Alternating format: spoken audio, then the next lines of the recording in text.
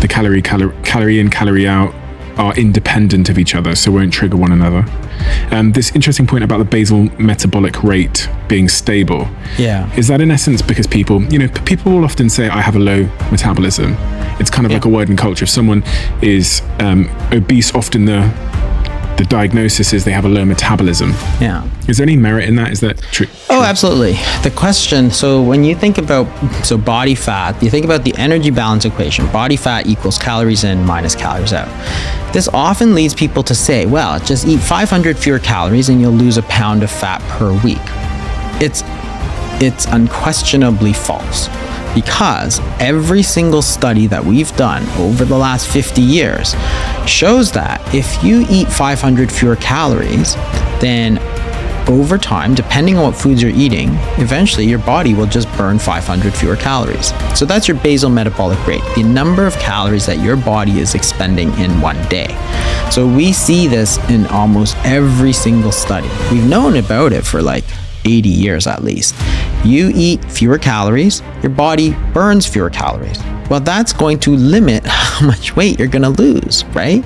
So this idea that just eat fewer calories will automatically lead to weight loss is completely false, because we know that eating fewer calories leads also to burning fewer calories.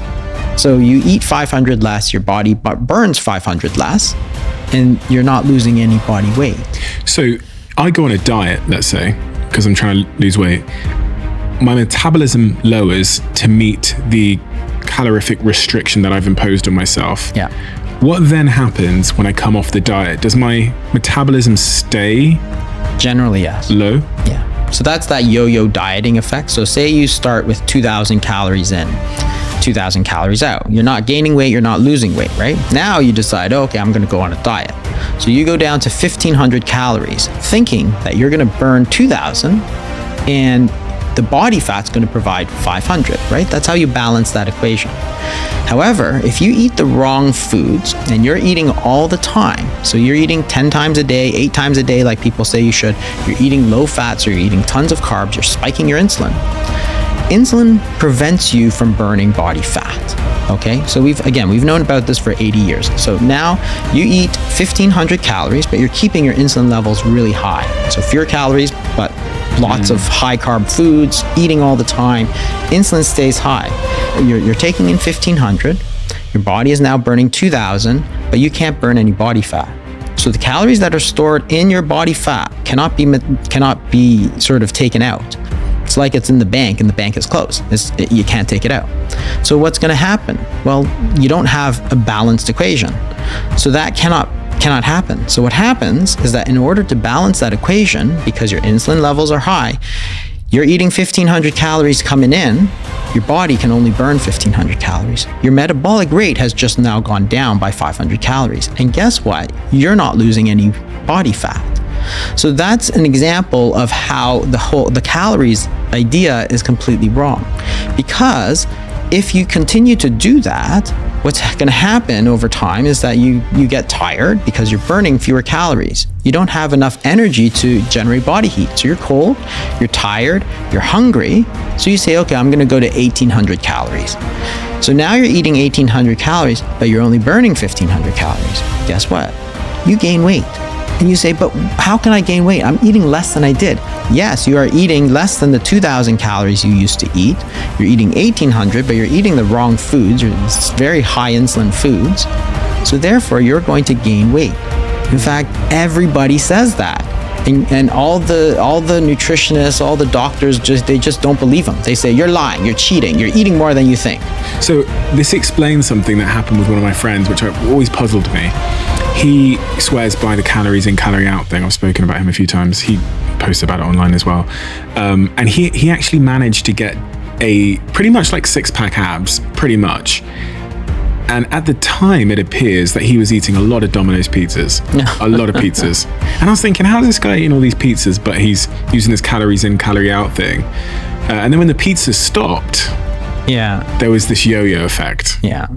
Where He managed to get to basically what I'd describe as a six-pack, or thereabouts, and then stopped the diet per se, and then there was this big yo-yo effect, which I imagine is what you've said there. What he's done is he's lowered his metabolism, then when he goes up just a little bit, it all comes back. It all comes back, and then some. And then some. Yeah, absolutely. So this form of dieting is actually over the long term probably going to make you gain weight. Oh, it's very detrimental. And that's what yo-yo dieting, we all know it's very detrimental. But think about it differently, right? So let's take a different example with the same calories, which is why I keep saying you have to think about more than the calories. You have to think about what the hormones are, because that's the instructions to your body. Food contains calories, energy, but it contains instructions as to what to do. So let's take an example. You're eating 2,000 calories in, 2,000 calories out. Now you go on a diet. You're taking 1,500. But what you do is you do some intermittent fasting. When you fast, insulin is going to fall. That's the whole point. Insulin is a hormone that goes up when you eat, it goes down when you don't eat, right? So when you eat, insulin goes up, your body wants to store energy. When you don't eat, insulin goes down. Your body says, I have no energy, I have no food coming in, please take it out of storage. So now you take 1,500 calories, but you do intermittent fasting, so you're allowing your insulin levels to fall. Now, 1,500 calories are coming in, insulin levels are low, your body wants to burn 2,000 calories. It says, well, insulin levels are low, let me take 500 calories from my body fat. Guess what? You have 500 coming from your body fat, you have 1,500 coming from your foods, you burn 2,000. It's a balanced equation. So instead of the opposite situation, and you see that the calories are the same. You went from 2,000 in to 1,500 in, but what the difference was that you allowed insulin to fall, which allowed you to burn body fat, right? It's the hormonal signal that says, please take energy out, open up the doors so that body fat can come out. And this is the piece that's missing, because people are all like, well, I'm this, I'm that. And it's like, well, why can't you burn the fat that's on your body? Because there's 200, 300,000 calories of body fat. Why can't you access it? It's because you haven't activated the right hormones so that you can access it. So now if you do intermittent fasting, you eat 1,500 calories, you take 500 calories out, your body's burning 2,000. Now all of a sudden, if you go off your diet and you go back to 2,000 calories, guess what? You don't gain weight, you don't lose weight. Same as before. Whereas before you go even to 1,800 calories, you lost weight. But the difference was not the calories, it was always 2,000 to 500. The difference was you paid attention to the hormones that you're telling your body. And the insulin is sort of the primary hormone. There's actually a lot more. There's cortisol is a very important hormone. There's other hormones. The first 20 people who comment on the video will receive our best complete weight loss diet plan.